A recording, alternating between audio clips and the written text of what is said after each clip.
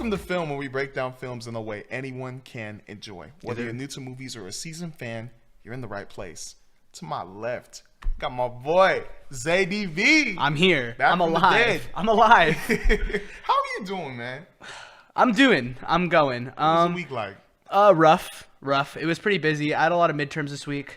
Had some work stuff. Had some life stuff. So, if I'm being honest with you guys, this is a Phil episode. Phil's gonna do a lot of the talking. I am behind on Daredevil, Soul Leveling. I have not seen Mickey 17's Snow White and the Electric State, which we were supposed to talk about today, which we're going to talk about still, but it's gonna be more so me just questioning Phil on it because I haven't seen any of it. But it's okay. I'm on spring break now. The grind is back, but we still have so much to talk about. Phil, hit us with... Actually, how are you doing? I'm doing pretty good, man. This week was my spring break, so that's probably a reason why, I had a little extra time. He's been busy, man. He's now getting in the spring break, so, that's going to give him a little bit of a break and a little bit of rest up. But, bro, it's been good, bro. I finally finished Breaking Bad.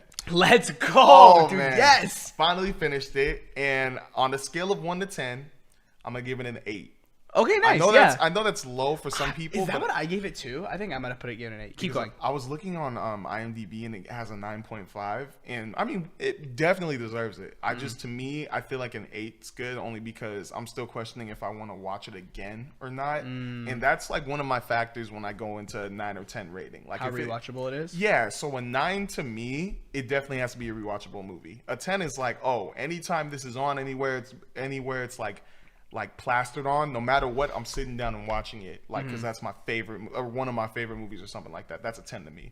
But it was really good. The story was flowing so well. Like, the thing I loved was every episode, even from the start of one, like from episode 1 to season 5 episode, I think it was 16, it all just went straight through the story. There was no filler, no nothing.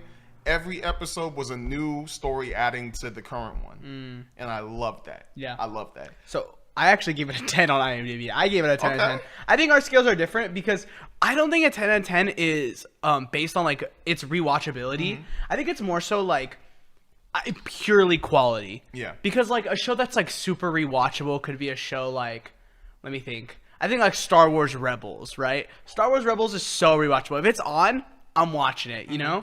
But, really, I wouldn't say it's, a 10 out of 10. Yeah. I think I could maybe argue a 9, but I'd say, probably an 8 is a safe bet. It's an 8 out of 10. Breaking Bad maybe isn't the most rewatchable show just because, you get to pick up on some things a little earlier than, when you would have, watching it. Yeah. But the show is really long. The episodes are really long. For me, in most situations, I probably would never rewatch this show like this. But the time that I spent with it was, peak. The whole time. I don't think the show ever really has a period where I'm it's pretty boring. I don't think that show ever hits that. And I feel like most shows do. That is true. Most shows do. This show, for real, is so, it's seamless. From season 1 to season 5, it's just consistent throughout. It's always hitting, you know? What was homeboy's name? The actor who plays Walt. Is it Bryan Cranston? Bryan Cranston, yeah. Okay, just making sure. The first role I saw him in was Malcolm in the Middle. And I love him, Malcolm in the Middle. That's on my list. I haven't even watched it. He is the most funniest dad of all time, bro. He's just crazy. So seeing him in this role, it was just crazy because different. I now know why you don't like Walt. I don't like Walt either. He sucks. Yeah, we talked about it. So, okay, I forget if I said it on the pod. Did I overhype season 5? No, right? No way I did. It's one of the greatest seasons of television ever. It was really good. It's just it's just tough to differentiate the whole thing because it all seems simultaneous. Yeah, it blends together. It all blends together. So I liked it all. I liked all the seasons, but season 5, I thought it was good, but I felt like it was still a good blend, if that makes sense. Yeah. But wow, Walt. When I find out that he spoilers. Oh yeah, spoilers. If you haven't seen Breaking Bad, if you haven't seen it like me, who just finished it now, when you find out he poisoned that little boy. Dude, I know. That was it for me. I was like, dog, you suck. I just went, bro, now I won't feel bad if you die. No. Because I feel like he's going to die. That's what I was saying to me. I'm like, this is all building up. And, bro, it just showed me because through the whole season, you're figuring out he's becoming more of a liar, more of a good liar, and more of a manipulator. And I'm like... Master manipulator. That's what, to be honest, that's a reason why I want to rewatch it. looking at his manipulation tactics he did a is good so job. fun. Well, no, because like I was watching season 4 and 5, and I'm like, oh, this guy's cooking. Like, he's very obviously manipulating. I want to go back and like hit that season 3 range. I want to watch him just manipulate people because it's weirdly, this might be a toxic trait of mine. It's so fun to watch people manipulate other people. Well, dang. Okay, toxic trait, but like, look, man, you get creative enough with words, and people will believe anything you say. No, yeah. So that's why it's so fun to watch someone do, not actually being in practicing on a TV show, movie, video game, entertainment perspective. It's fun. Real life, y'all manipulators out here suck. That's not me. That's not me. So my favorite moment had to be when Hank found out he was Heisenberg. Oh, dude, he's sitting on the toilet, bro, and he's just he like looks at the book, and I was like, "Oh, is that the book?" And I was like, "There's no way he could." And I saw the message in the middle. I was like, "Dude, you know what's so funny? If Hank never went to the restroom, yeah. If Hank never got bored and went on the toilet, yeah. he would have never found out that Walt was Heisenberg. Crazy. That's like the funniest thing to me." And also, this would have never happened. Also, if you think about it too, if he didn't kill Gus, yeah. If he didn't kill Gus, this would all be fine. Like they would still be doing the same thing. But Brody got greedy. Yeah, that's the whole reason why I was getting more into it. I'm like, bro, why do you care? You made your money. Yeah, chill out. Like you're good. And then every single time he's just getting more like what Jesse was at the start. Because remember when he was like, oh yeah, we're gonna be making $1 million. Why are you complaining? And now he's like, I only have $5 million. What is this? I was like, bro, you have $5 million. Chill out. The way the roles switch, where Jesse's like the lead enabler, and then like as the show progresses, like Walt is now like Jesse's really trying to get out, and he's not. Bad for Jesse, man. My goat. That's why I won't watch the movie. That's what I want to ask. Are you gonna watch El Camino? I don't know if I can. Bro. I don't know if I want to. I don't want to know if what happens to him is bad, and I have a feeling it's bad. I don't want to know. I just want to leave it to him driving out of that stinking whatever that was and laughing and like being like crazy, going I'm free. I just want to finish it with that, bro. I don't know. Yeah, I need do it. Like I need to know he's okay. So that's why I just don't want to watch it. But when his girl dies, that was rough, dude. Like that, honestly. Again, Jesse's the GOAT. He's my GOAT. I love that man to death. I think he has. What's so interesting about his character is I feel like it's not clear like growth, because you know how it's like. I feel like a lot of times in shows, characters will have like a switch where it's like he was a druggie and now he's not. But his growth is his character never really changes. It's sort of just like he gets better. You know, he's still Jesse. He's still this crazy guy that does like to party, that hangs out and does these things. But like he's trying to get away from drugs, but he's still dealing with it. Yeah. He's trying to settle down, but you know, his life's still getting in the way. Things never really get good for him. He's always trying to like struggle, and that's because of the decisions he made early on in his life. And I think that makes him such an interesting character because I feel like it'd always be so like, oh, he's bad and he's a druggie now, but look at the end of the show, he's great and his life's better because he fixed himself. No, he fixed himself and now his life still sucks. Oh, it was bad, bro. That's why I felt. That's what I was. It switched from me watching it for Walt for me watching it for Jesse. That's what I like. Yeah. Like the switch and that, and then that episode when like Hank goes to the desert. Rip Hank, bro. Finally catches Walt, gets everything, and then those guys show up. Yeah. Shoot it up. I was like, no. And then he goes out like a G. That's why I like Hank so much. Brody didn't care if it was a family member doing the meth, if it was a friend doing the meth. He was like, no matter who you are, I'm bringing you in. He never for 1 second was like, give me $1 million and I'll keep silent. He was like, no, I'm bringing you to justice. You're going to pay for your crimes and you are a sick man. And then so like when that scene comes up, when Walt's trying to pay for his like life to keep him alive, which I somewhat respected Walt for, kinda, like 5%. When Brody says, you can shove it. Like, I'd rather die or something like that. And then Brody just gets going. He's like, okay, boom, shoots him. I was like, Hank, I love you for the fact that you stood on business and you were like, no matter what, I'm getting the bad guy. Yeah. And literally, like, because think about it. If Hank doesn't die, his family probably would have still been fine with Walt. But when Hank dies, everyone hated him. Everyone. They were rightfully so. Hank was a good dude. Yeah. He was a good dude. So when, bro, that scene, I just love the change ups and how like big of an impact certain scenes are. Because you can go back and be like, whoa, wait, what? But yeah, that's my experience with Breaking Bad, man. I thought it was a good show. I gave it an 8 out of 10. And yeah, what have you watched? I know you were busy, but what have you watched this week? So the only thing I've been able to watch is Vinland Saga. I've been watching Vinland Saga for the better half of like 6 months, 7 months. I've been watching Vinland Saga for a while, and I'm still on season 1. And that has nothing to do with the quality of the show. It's not like because I'm bored. I just suck at watching shows. It's just how I am. I'm better at keeping up with them weekly. It's a little easier for me. But I'm on episode 20. Yes. Yeah, I'm on episode 20. This show's peak. It's peak. It's peak. And from what I understand, like where I'm at, it just like it just gets better until I'm on and done with season 1. Yeah. It's incredible. This show, I'm gonna go into some spoilers really fast. For the record, I don't know the ending still. I knew nothing about Vinland Saga, so this is purely just like my gut reaction. This is how I'm feeling. It's incredible. Like, I'm at the part right now. Thorfinn is fighting Thorkel. That's it. Like, they just finished fighting. That's it. Right? I got their names right. Thorfinn. Yes. And they just finished fighting. And I get some of the more backstory on Thor's life. Yeah. Or Thor's. They say Thor. Yeah. Yeah, on Thor's life. And like how like sort of his journey on how he understands what a true warrior is and his done with that. Because you kind of get a touch of that early in the show. And now that's coming full circle for Thorfinn, where he's like hearing this and he's like, he still doesn't understand what a true warrior is because he never really had his dad to look up to as a warrior. He only knew battle as in fight. Yeah. He didn't understand really what his dad went through to like be the warrior that he is, where, you know what? A warrior is someone who doesn't need a weapon.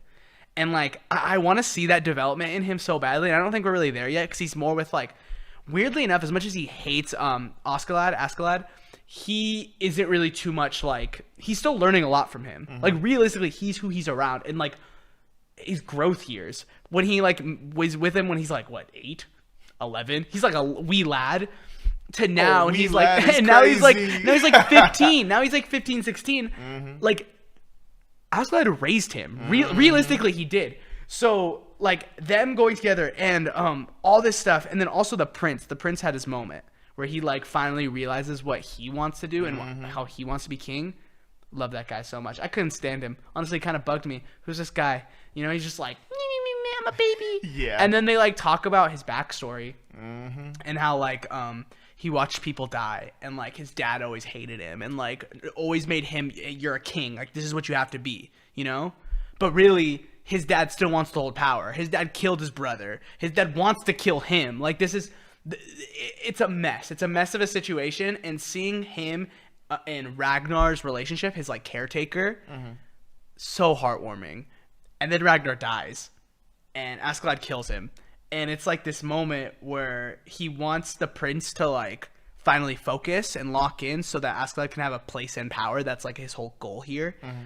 And what ends up happening is he has like that, you know, that anime thing where he's dreaming and he has like that last conversation with Ragnar. It's probably one of my favorite back-to-back dialogues in anime history, where they're talking. Yeah, I know. Like that entire section is so good because it's him getting his last goodbye, which we see so much, right? Like that's a pretty common thing to happen, but this hit different. I don't know. I can't really like fully put it into words, but it made me. I was at work and I'm sitting there like this, and I was like, like trying not to cry. Yeah, Chick-fil-A just going like, yeah. And then and then after that's done, and he like says goodbye, whatever, and then the priest is drinking the alcohol, and he's like, he gives his perspective on love. Dude, I couldn't disagree with a value more, but I think that's such an interesting way of looking at love. Do you remember what it was? I haven't seen in a while. Could you remind me a little bit? What the pastor basically tells him is so the prince is like, oh, like Ragnar really loved me. He's the only one that's actually ever really cared about me and loved me. And then the priest is like, that wasn't love. You know what real love is? Now that he's dead. That's real love. Want to know why? Because now his body will go into the earth. He will help give animals food. He'll help like grow plants because of his his body decomposing. That's true love, because that's like what's the word? It's there's no motive. There's no motivation. He's just doing that. It's pure, right? Because like he's dead. So like his whole like monologue is how like true love is when someone is dead, because what they give back to the earth without having a reason for doing it, that's what love is. And it's a really weird way of looking at it. It's something I've never thought about. And I'm like, dude, that's dark, but also very kind of awesome. Like, that's such a sick way of looking at it, even if I disagree. And I love when shows give me new perspectives and new ways of thinking. So, like, I could disagree with this, but I'm not saying, oh, I disagree with this is stupid. I'm like, that's a really interesting way of looking at it. Yeah. And the prince here says, and he's like, you know what? I'm done with all this fighting. I can't stand it anymore. So now he's, like, going up to them, Thorfinn, Askeladd, and he's like, yo, we're done. No more fighting. Join me. We're going to take over the king. And that's where I left off. So now I don't know, like, what's next. I don't really have too many theories. I think I'm loving it. I'm really interested to go. I love the setting. I love the characters. I love the vibe. I'm hyped for season 2. I'm hyped for season 3, which I don't know has been confirmed yet.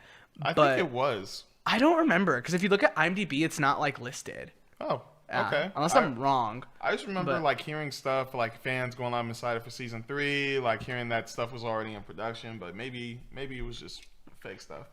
But, yeah. If I were to give it a score right now, it's weird. You know when something's, like, you know when you can acknowledge something is great, which I always bring up, like, Avatar, where, like, I can acknowledge that people say Avatar's a 10 out of 10 show, but I think it's more like an 8. Oh, because, like, I like it. I think it's great, but I'm not like, oh, yeah, I love Avatar, you know? I think that exists in a similar vein here, but like, I like it even more. Oh, okay. Where I'm like, oh, this show isn't like, I can see why people argue for this being a 10, but I'd probably sit at a 9, but a really strong 9. Like, this show is incredible. I like that. If I were to recommend an anime to someone, this is the one I'd probably recommend. Like, hey, you like someone that likes, like, Breaking Bad type shows, more serious, like, level TV shows, I'd be like, probably watch Vinland Saga. You'll love it a lot. Because it's not, like, crazy action.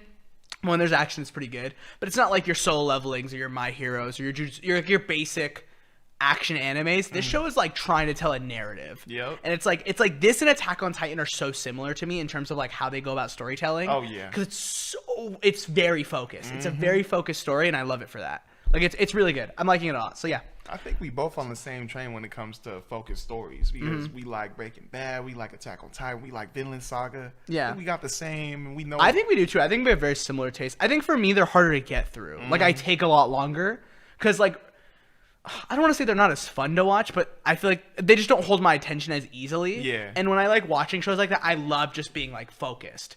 So, like, that's why, like, it'll be like once a week I'll watch an episode at work because it's like, I have 20 minutes to kill. Let's do this. But yeah, I love it. It's really good.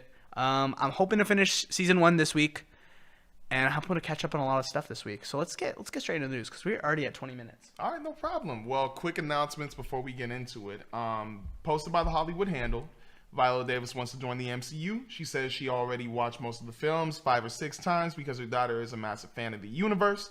Another post by The Hollywood Handle, Maleficent 3 is in the works. Who would you want Viola Davis to play? I'm not gonna lie, I do not know. Yeah, neither do I. I don't know. Can I be honest? I don't think she fits anywhere. Not that I can think of. That's what I'm thinking. I just see her as Amanda Waller. Yeah, that's what I'm just saying. don't know if she even needs to be in the MCU. I'm like, maybe that's how bad this is. Yeah, man. I can't think know. of a character. Yeah. But yeah, she wants to join the MCU. Maleficent 3 is in the works, which I love. Maleficent is awesome. Giancarlo Esposito says he wants to play Mr. Freeze in the DCU, posted by Discussing Film, source IGN. Yes. Also, another post by Discussing Film, Sonic 4 and the live-action Legend of Zelda movie will release 1 week apart from each other in March 2027. Woo!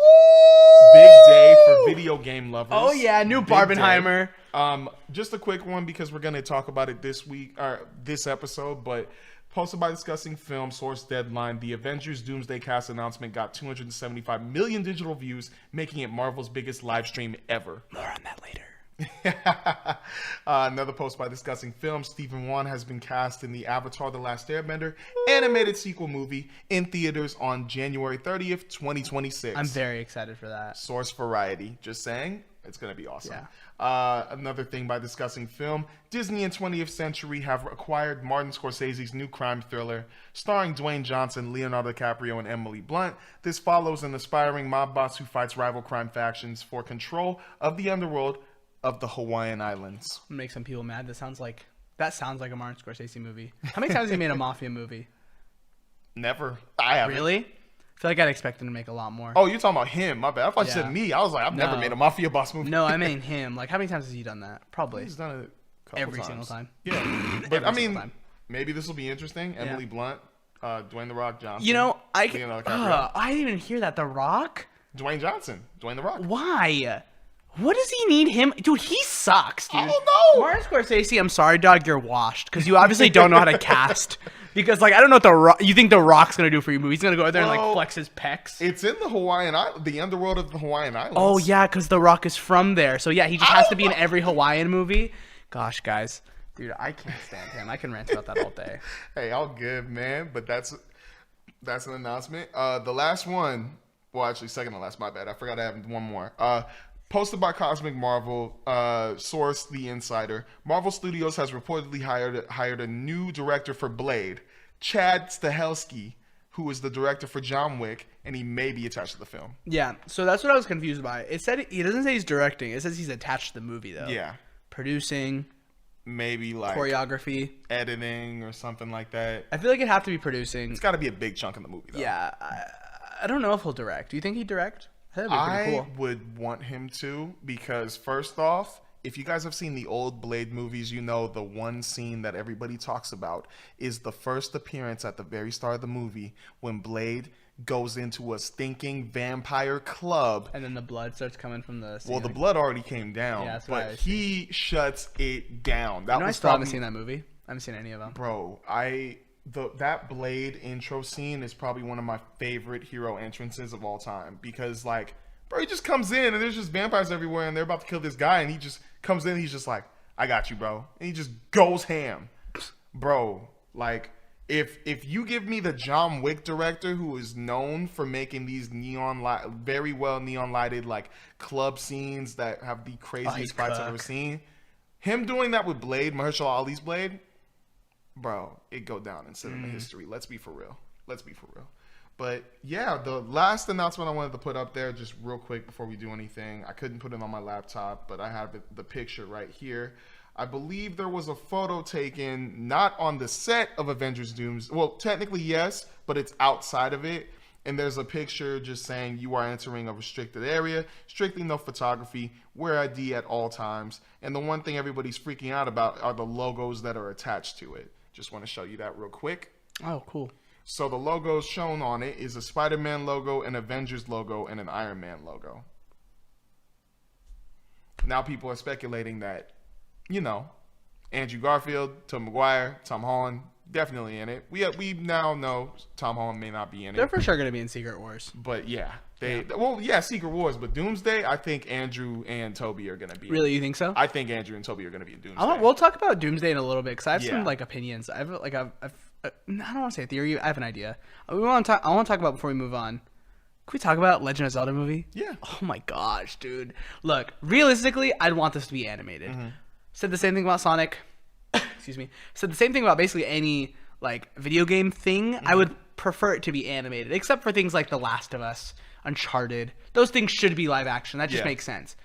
Legend of Zelda would be so sick in an anime style movie. Oh yeah. But live action with some sick looking sets, dude. Oh my gosh, bro. I'm gonna eat that stuff up, bro. You don't understand. And the other thing that we forgot to add is this is supposedly supposed to be a trilogy. So when the actors sign on for these roles, it's gonna be a 6-year contract. Whoa. Yeah. So that means from 27 to 33. Like, we're gonna be here waiting. This is the new Lord of the Rings trilogy, baby, but it's Zelda. My goat. Can't wait. Now, casting. Here's my problem. The one thing that I have a problem with is Link doesn't talk. Yeah. Link just goes, Are we gonna have fully dialogue Link? That's gonna be. I think for me, that's gonna be very jarring. Timothy Chalamet. No. I'm playing. Everybody just cast him on everything. Silence. I'm just like, come on, guy. Dude, honestly, like, I don't even know who I'd want to play Zelda or Link. I saw a lot of people throw on Hunter Schafer for Zelda, which she looks the part. Yeah. So like, I could see it, but I just don't want. I haven't seen Hunter Schafer in a lot of things. I've seen her in a couple things, but I don't know. People say she's a great actress. I just don't know. She's like, a really good actor. She was also in the Hunger Games. Song of the Ballards or something. I forgot. Oh, she was. Yeah. That's right. She was in that. She was in Euphoria. She was in, I think, another project that I've seen. But she's a good actor. But the thing I would want with Link, if you're saying that he's a quiet, or like Link is quiet, is I need an actor who's not very like talkative. Like they're more nonverbal. Like they have good nonverbal cues. Also good. So I was saying Hunter Schafer Zelda, just to make it clear. But yeah, for Link. Oh, my bad. No, yeah, because I didn't want like anyone to like get mad. That's why, I always get so confused with the whole Link or like Link. Legend of Zelda the Princess. My bad. Yeah. I always forget that. It's okay. Yeah, I agree. Someone that doesn't talk too much, but from a story perspective, how do you get connected with a guy like that? What makes Link such a connective character is you're playing as him. That's you. Link is a vessel for you to like access the world, you know, whether it be in like the early games where you're like this little kid and you're like trying to get your powers, whether that be in the new ones where you're like helping people, doing side quests, things like that. You can make choices in those games in terms of dialogue, but you're still never saying it. It's just like text. So Link doesn't talk, but I also said Mario doesn't talk, and they did it, and it like kind of works. So I think that'll just be one of those things I have to like get comfortable with, and I'll grow to like be like, okay, this isn't that bad. And realistically, I don't think it will be that bad. But what I'm more excited about is please go more practical. That's what I want for Wicked. A lot of those sets were practical, right? Wow. Right? Am I wrong on that? I know they obviously use a good amount of CGI, but like grew all those flowers at the beginning of the scene. Those were all real, like a real path of flowers and everything. Like, so that's what I want. Like I want practical sets. I want to be able to see it. I want to like really be like, whoa, this is real. And then like in terms of like how the movie's laid out, are we getting more of like a dungeon crawling thing? Are we that's the important. Who's voicing Ganon? Who's gonna be this giant like? Are we getting Thanos like Josh Brolin? That'd be sick. Even though I don't think Ganon really sounds like that. Have you ever played a Legend of Zelda game? I played the Game Boy. His voice is really like booming. It's like what we expected Conquest to sound like in Invincible. Oh, okay. But it's very unique though. Still, he needs to sound intimidating while still being him. So I would love to see like what they go about that, and that's something I'm just really excited. Honestly, usually when they announce video game things, I'm like, I don't really like this. This, I'm like, let's go, dude. I think they're cooking on the video game stuff. If you think about it, like if you think about Fallout, The Last of Us, Super Mario. Do you think we'll review The Last of Us, or you think we'll watch it weekly? I'm down to watch it weekly. I probably will too. I didn't finish season 1. Season 1 was good, but I know what happens. I played both games, so I can't wait, bro. I'm down to review it. But yeah, man, like. Zelda or just video games in general, I think that now they have the right direction because they've seen so many times like video game movies in the past. They know like what the fans want, and now they can correct it. So I say just keep going. So you say that, but then I think of stuff like Halo, and I'm like, well, those guys didn't know what they're doing. Halo is part of Paramount, and then now I'm hearing this other stuff about the guy doing. I don't know if you saw this, but the guy doing the God of War live action for Amazon, he said, I tried to play the games and I just didn't get it. Oh, no. And I'm like, but what do you mean you didn't get it? It's not that hard, man. Like, dude, those games are so easy. My little brother played God of War. He was like 9. Not the older ones, the newer one. It's a little better. It's not as much, no nudity in that one. That guy said that? Dude, that's what I'm saying. Like, it is not that hard. Like, I haven't even played the God of War game. A goldfish beat the hardest boss in Elden Ring, and you're telling me you can't sit through a video game that you're making an adaptation of? Wait, a goldfish beat the hardest boss in Elden Ring? I'll show you the clip after we're done. Yeah, okay, I was awesome. Like, wait a minute. It's kind of awesome. But yeah, like that's what I'm saying. Like, this is like sure, like maybe for the most part, there's some safer direction. We're hitting more than we're missing. Yeah. I'm still nervous. I still have every reason to be like, you're gonna miss the point here. Oh, I'm scared you're gonna mess up that. Oh, like this isn't a right fit here. I think they're just at some point we need to find a good balance of what should be a movie and what shouldn't be. Some things should just stay games, and some things should just stay movies. Hey, just like the way Disney should take that advice, man. Yeah, exactly. Hey. But anyways, that's it. That's all I have to say on that. So I just really want to talk about that. I got you. But yeah. Do you have anything else on the news you want to mention? Nah, I just wanted to mention it real quick and get into what we talk about. But all right. Speaking of Disney, let's get into these movie reviews real quick. Do you want to start with Snow White? Because that's the one I'm most curious about. Yeah, so this week I got to see Snow White, NOVOCAINE. Waiting on a wish. Sorry. That song's fire. Snow White, NOVOCAINE. Death of a Unicorn, and I forgot the fourth Electric one. State. Electric State. What do you I keep saw that forgetting? I saw that last week. I know, I'm but it's so sorry. funny you keep forgetting it because that just tells you how bad it was. Yeah. Now, just to do that real quick, like we have 4 movies here, so I want to put them on a little rank list. Let's 1 through cook, 4. yeah. So at number 4, I'm without a doubt putting the Electric State. What? No. That's at number. But it's the 4. Russo brothers and the budget. It was so big. I had to put that at Chris number 4. Pratt, Millie Bobby Brown. That movie was so hard to watch. I literally called this guy asking if he's seen it, and I just laughed on the phone. I promise you I will get to it because I do want to I need to know. But I don't know. Maybe you'll like it a little No. bit. I didn't. I Okay. didn't. So that's number 4 for me. Number 3, I had to put NOVOCAINE there. really, I had to wow, put okay. NOVOCAINE 3. All I right. know that's going to be a hot take for what I have at 2, but Let's it's just how go. I That feel. means you At number 2, I have Snow White. going against the crowd. I love it. Yes, dude. I literally went in going like, I'm probably gonna hate the crap out of this movie. Let's be for real. I did not hate it as much as I hated NOVOCAINE. I'm gonna be for real. Oh, you hated NOVOCAINE. I did not like it.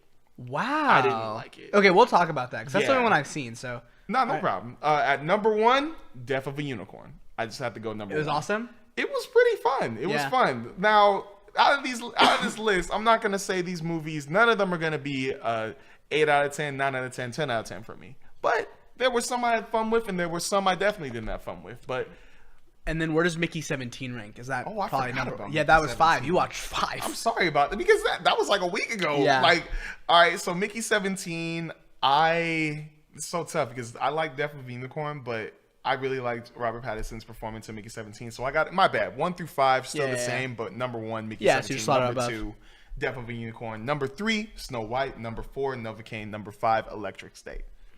All right. Okay, I'm gonna ask you some questions. All right, now. yeah, go for it. Hit me with the break. So Electric State, I can already guess. Yeah. It was cringy. The story Yes. was bland and unnecessary. Yes. It had nothing really to say. Some would say maybe the script was made by AI. Maybe. You could argue. It seemed like they were trying to make a thing about electronics, like make it like a person being a person. I don't know. It was that. It was an awful Black Mirror episode. a very, very, very long, awful Black Mirror episode. If this tells you anything, video game director, very famous on Instagram, Twitter, Hideo Kojima. Mm-hmm.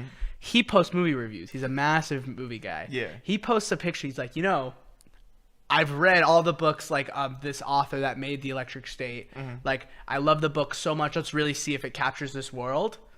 Nothing about the movie. And people were like, that's how you know he hated the movie so much when he doesn't even review the actual movie.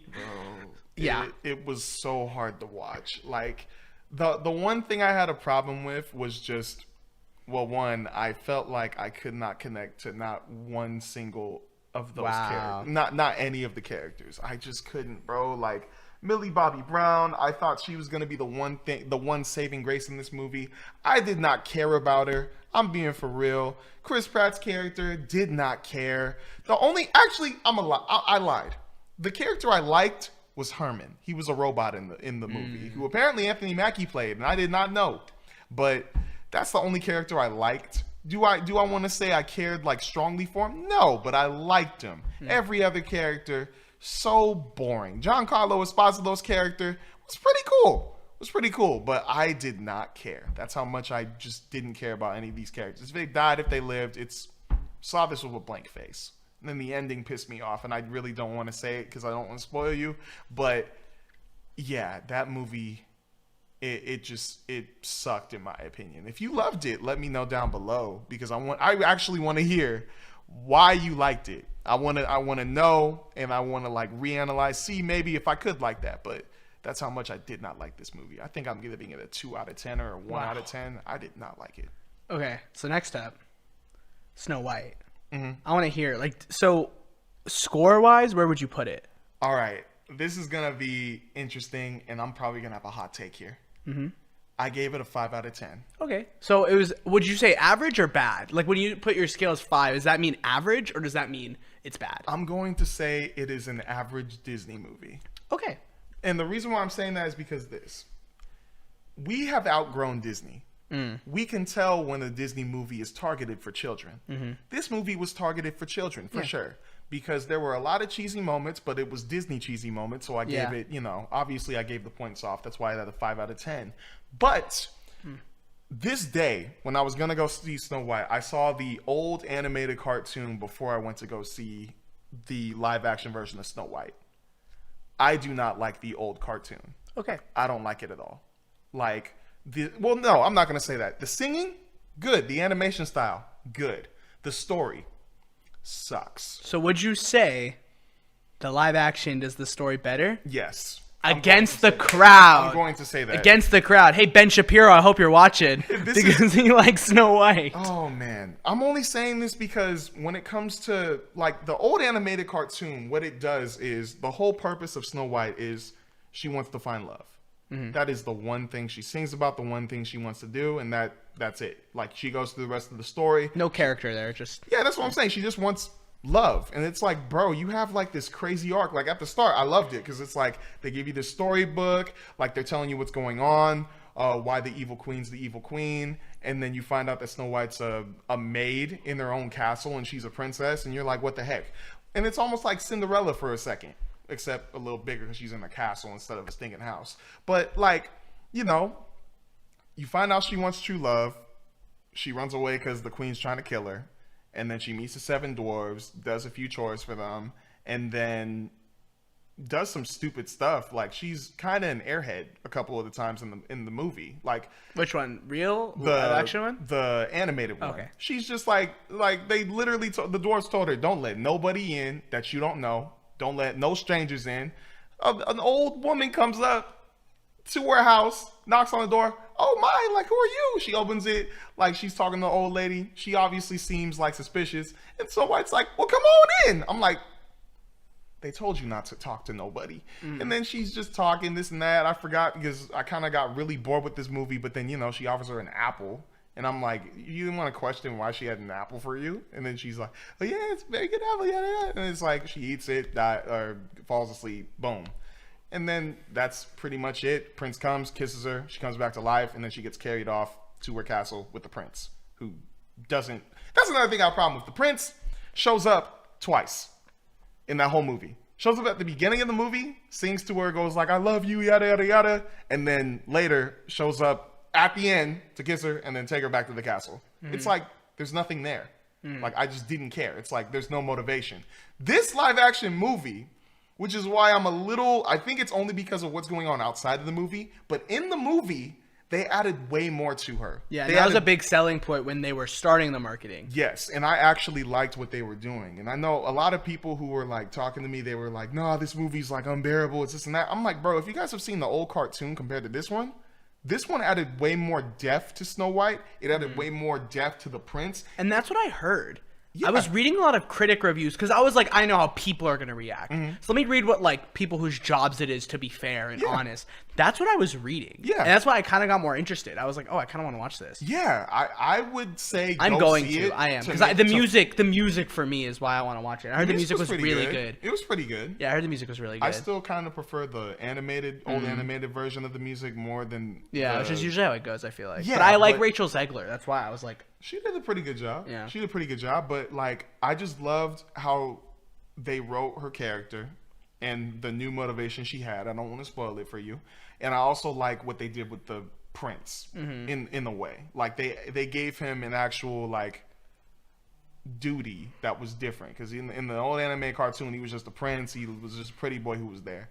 But the one thing that I'm going to say that ruined this movie, without a doubt, is Gal Gadot. Oh my god. They did not over-exaggerate that thing. Like, at first, I remember when I was reacting to the trailer, I was like, I don't see Gal Gadot as an evil queen. I'm just being for real. Like, and during that movie, I'm just watching, I'm like, bro, she still seems a little nice. Like, if you watch the old cartoon, that's what I'm going to give the points to.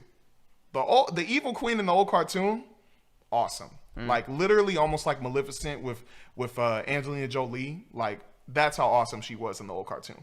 This movie, I did not feel scared of her one bit. I'm gonna be for real. Like, she just seemed like a over jealous queen sometimes, which is what the old queen kind of was, but she also was scary as heck. There's no aura though. There's no aura. There was no aura, bro. I'm gonna be for real. Like, Gal Gadot, even some of the line deliveries, I kind of like laughed. I was just like, okay.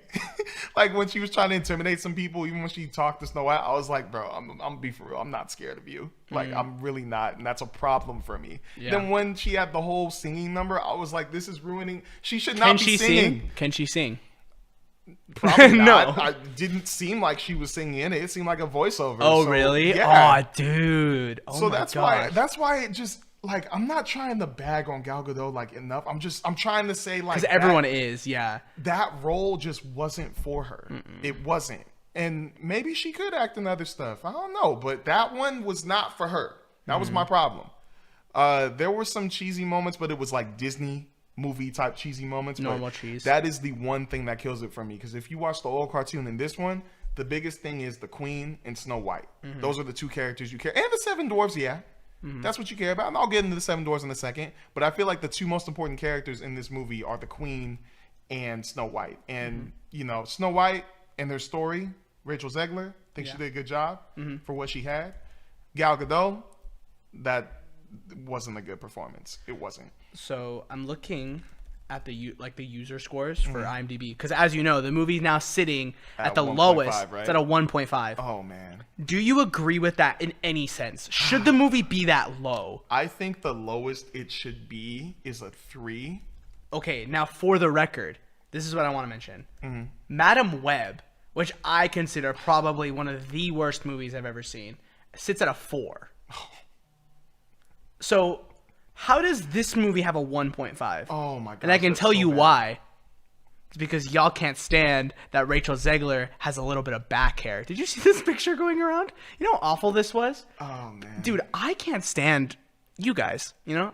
You talked about it earlier because I want to get into this because this is my comment. Okay? Because I haven't seen it. All right. I lost my train of thought. Oh, yeah. So this is my perspective, right? I think a lot of the hate for this movie is coming on the backlash of the marketing. When this movie was being marketed and Rachel Zegler and Gal Gadot were actually together and they're talking about how they like loved how they're making Snow White empowering, that scared y'all. Y'all were like, what? No. When Rachel Zegler was talking about how much she didn't like the original movie, that scared y'all and y'all hate it. And honestly, for a certain extent, like I understand like being like, okay, this girl's kind of annoying right now. Like you have a job because that movie existed and now you're bashing on that old movie. But if you're saying you watched it, you are a consumer, you watched that movie and you said, you know what? Yeah, I don't really like this. There's no real depth.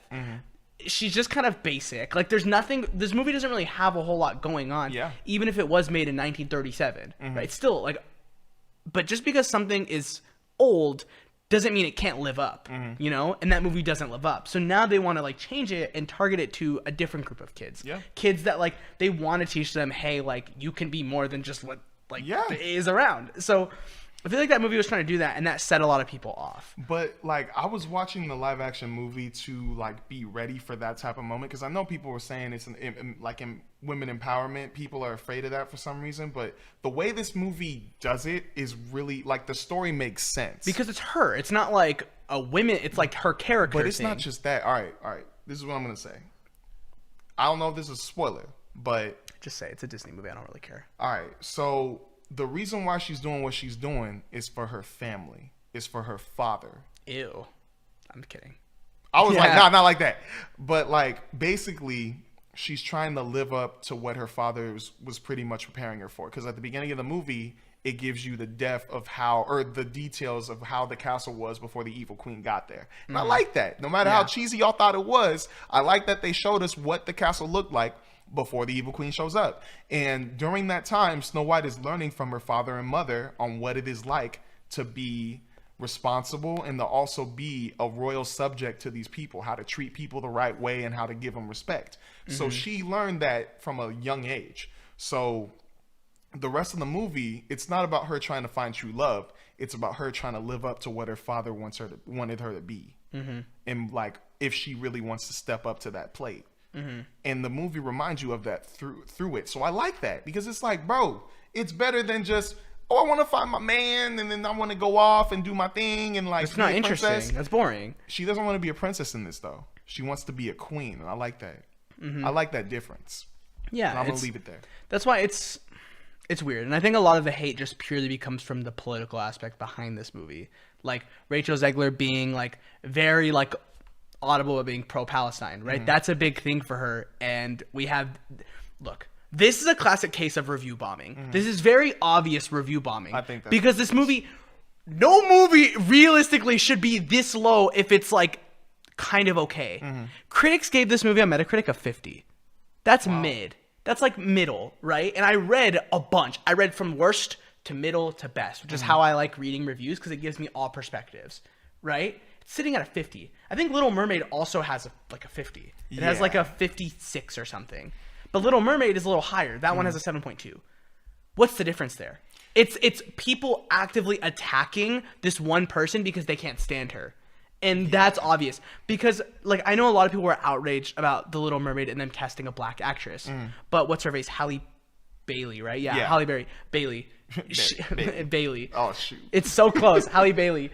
She wasn't too vocal during the marketing because she knew. Like, she was a little more like, what do they call it? I'm just going to say she was a little bit more smarter in how she was talking to the public. She knew that she didn't want to set any people off because people were already mad about her being casting. She said, let the movie do the talking. Realistically, that's what Rachel Zegler should have done here. She shouldn't have been as vocal. And I think she learned from that because back half of the marketing, they stopped. They were just like, hey, can you go sing for us? Hey, can you go do this? And it was actually really cool. I watched a lot of clips of her going to like Disneyland in Paris and like doing singing there. Or like they did a really cool thing where they're doing acoustic versions of some of the Snow White songs. And I was actually listening to them like, oh, this is kind of awesome. Like, I love this. So I wish they kind of did that, and I think you would have seen a difference in the score. 100%. But then you have a lot of these like certain kinds of people that are seeing how she's acting and are being like, well, I don't agree with her here, and I can't stand her here, and I can't like, dude, people can have opinions, bro. Like, she's a person and she has these views. Why is she being attacked for her views when she's just an actress in a movie? Like, it's gross to me. This score bugs me a lot, and it reminds me to compare it to like more video game stuff for me. This was happening with The Last of Us Part 2. When that game was coming out, that game had a lot of like made certain choices and has a lot of views that people didn't agree with. So people were just saying, oh, 1, oh, 1, oh, 1, oh, 1. I hate it. This sucks. This is awful. But it's not a 1. Like, dude, most things aren't 1s, you know? Like, it's very obvious when a thing is awful. I think The Room is the only movie that should have this type of rating. Madam Web should have this kind of rating. That too. Why is Snow White at a 1.5 and Madam Web's at a 4? That's why I was very annoyed with the scores and low-key, like, well, not low-key. It bugged me that Madam Web and Dragon Ball Evolution have a higher score than this movie. Right? Like, I'm telling you, we can keep naming awful movies, and it doesn't make any sense. What does the Last Airbender movie have? Oh, man. Like, if that one has a higher score than Snow White... It has a 4! That's what I'm saying!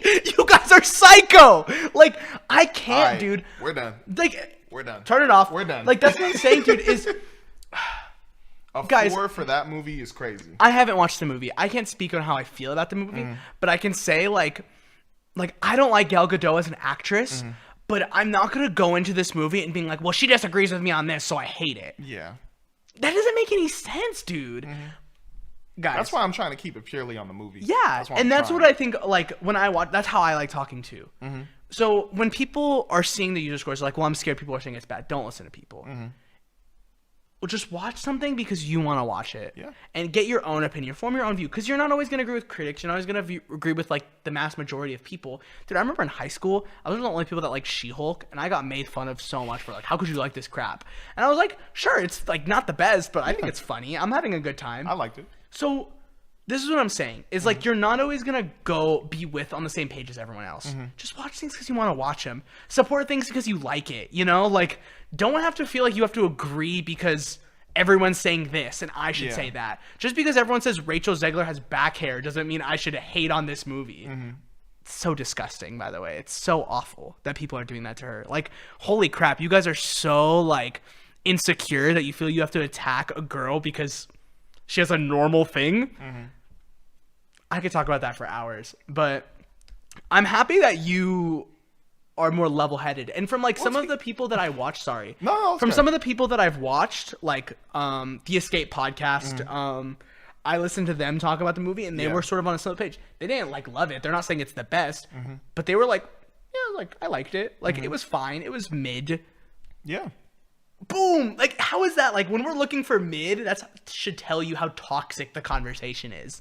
It's so toxic. But anyways, you can wrap it up. Yeah, well, pretty much I just want to say, like I want to hear what you guys think, because I do want to hear what other people thought of the old cartoon movie. Because, you know, literally after I finished the movie, I called my mom to see, because the only reason why I like Disney princess movies is because my sister used to watch it all the time. That's how I feel with my mom. I used to always watch them growing up. Yeah, so I had to watch a billion different movies. Like, you know, I'd be watching Jurassic Park, this movie, that movie, but then my sister come out of nowhere and it'd be like, it's her turn to choose, and she'd be like, oh, Rapunzel, Cinderella. And I'm like, dang it. But then, you know, watching those movies, I was like, low-key, there's some of them, they got a pretty good character. So, you know, learning that, like, I apparently never saw Snow White when I was a young kid. And the reason why was because my mom didn't want me watching it. And I was like, wait, why? And she told me why. She didn't like a character. She didn't like how she was. Because she was kind of a stereotypical woman from the 30s, or what men wanted women to be like in the 30s. And I was like, I could see that now. Like, she did the chores. She didn't really say anything. She acted like their mother. That's another hot take, because we didn't talk about the CGI on the dwarves. Oh, yeah. We didn't talk about that, and I know that was a hot That's take. another entire controversy we could talk about. Yeah. Because So it was actually really weird to see in the movie. It was really weird. And my hot take, or not hot take, but one thing I actually would like to see instead of CGI, when I was watching the old cartoon, they reminded me of kids. So I was wondering, what if you don't want to go into like casting more people with like dwarfs and like yeah, like that, why not just cast kids then? Because the reason why I was thinking that was because you've seen the Santa Claus with Tim Allen, right? Yes. All right, so you remember the elves? All of them were pretty much kids, but they were like 1,000 years old. I was like, why not just do that with this if you want to? Because the dwarves act like kids in the movie. Just give kids a beard and then just call it a day. I feel like that would have been fun. Yeah. Because in the old cartoon, she was bossing them around like they were kids. She was acting like she was the dwarves' mother. So I was talking to my mom about, I'm like, they should have casted kids. Wasn't the reason why they didn't, correct me if I'm wrong, if anyone else remembers, let me know, because I remember it being a controversy of them maybe even not even doing dwarfs. Yeah, they were gonna have them be magical creatures because it was like offensive. I remember they were actually considering casting like people with dwarfism and like doing that and doing more of like an authentic thing. Yeah. And then Peter Dinklage coming out and being like, I find this incredibly offensive. And then other actors with dwarfism were like, okay, well, you're taking away our jobs, so can we like not do that? Like we would love to do that. Like that's okay. And it was like this weird like clash where then they were trying to pivot to magical creatures, and then now they just ended up doing CGI because people were like, the magical creatures thing, which is a bad idea. That was stupid. That was dumb. I like your kid's idea. I feel like that's a really good idea. Because it's like, bro, if you want best of both worlds, you already did it with Tim Allen's The Santa Claus, and everybody loved those elves. They loved them. It was a cool idea. And so, like I said, they already acted like kids. She literally called them. She thought they were kids when she went into the house. Like, she literally said, word for word, oh, wow, there's some little kids living here. They got a mess over here. Like, they don't clean nothing. Like, imagine if you could play along with that and cast some kids, but call them adults. Yeah. That would have been awesome. Yeah, it looks like what I was saying was the case. Yeah, and it's like he criticized it, especially because Rachel Zegler isn't white. Like, they changed that, so why can't they change this? And I'm also interested in talking about that because, like, them not doing her as like a white girl as opposed to what is she? I don't actually know specifically. Snow White? Yeah, like no, Rachel Zegler. Oh, I believe she is a Hispanic woman, but I don't know the exact details. Okay, yeah, she's Colombian. Yeah, but she's mixed. But yeah, my bad. So pretty much, I think the reason why they changed it is because in the old cartoon, the mirror on the wall says that when the mirror describes Snow White's character, he classifies saying word for word, she has skin as clear as snow or as white as snow. So that tells you she's a white woman. But after that, there's nothing more that really, like, you don't see her family. You only see her, the prince, the evil queen. You don't really get to know anything else about her in the movie. So I'm thinking maybe there's more to it in the storybook, but I kind of think they thought, since there's no other information that like relates to her character, that she is a white woman, they probably thought, okay, then it shouldn't matter what race she is through the movie. I feel like I'm gonna tread on like some like ground right now that might make people mad. For me, I don't care. Just like don't care. Like, this movie is targeted for kids. This movie, the whole point, it's the same conversation when people were like, why'd they make Ariel black? Why do you care so much? Like, you're a grown man, you're a grown woman. Like, this is for a new generation of people. And really, like, was their ethnicity their character? No. You know? For a couple princesses. Maybe for some, yeah. I think, like, for me, a big one is, like, Princess Jasmine. Yeah. I think, but by the way, Naomi Scott, not Middle Eastern. At least I'm pretty sure she wasn't. I remember me and my brother looking this up and being like, yeah, like, that's so weird that, like, people care so much about this and that, but no one said anything here. Oh, never mind, I lied. She's Indian, which makes more sense for Aladdin. There we go. Thank you for correcting me. I was just checking. I verified myself because I remember me and my brother being like, dude, what? But I was wrong. Anyways, I think, like, Aladdin, it makes a whole lot of sense because that's very, like, locational. Like, this is where this is. Yeah. Princess and the Frog, again, very locational. Yeah. I'd even argue Cinderella because, like, I think, or, like, Beauty and the Beast, very, like, but does Snow White have a very specific? Well, Cinderella would be hot because Brandy played Cinderella and she was black. Oh, really? And then the older, like, my family and I love that movie. So. Oh, but that was when they, like, went open, right? That's not Disney. That's like, oh, my bad. Never mind. Yeah. Because, like, once it became like public domain, they could just do whatever they want with it. Because there's multiple versions of Cinderella. But I don't know, like, so this is my perspective, right? I understand why it's important in some places, but, like, there's a plethora of already, like, white princesses. So why do we care if we change one or two or even three? Who cares? You know, like, that's not. Snow White is not a period piece. That's not the point. It's not supposed to be like, hey, like, look at, like, let's highlight England or I'm trying to think of some other places like the UK, you know, like, that's not the point. It's about Snow White. So we can just make someone who's gonna maybe capture that better. Same thing with Little Mermaid. Little Mermaid takes place underwater. I feel like even more so that one. Like, that doesn't, like, people I'm are about like, to say anybody could play the Little Mermaid. Yeah, like, I think that one even more so. You know, Snow White, maybe, like, I can understand an argument here and there. People are like, well, if she's underwater, how'd her skin get so dark? Bro, freaking, it's fake. It's fiction. Grow up. Like, come on. Like, this is insane. And we're gonna have TikToks on this, and we'll definitely clip these out, and we'll get comments. I can't wait to see what people say to this, because for me personally, I don't care. I really don't. Whoever could play the character the best, play that character. Yeah. That's not me saying Ryan Gosling should play Black Panther. That's an entirely different conversation. No. While funny, it's hilarious. I love those images. No, that's not okay. But Rachel Zegler being Snow White, do we really care that much? No. All right. That's going to be our annual cut. So, beep.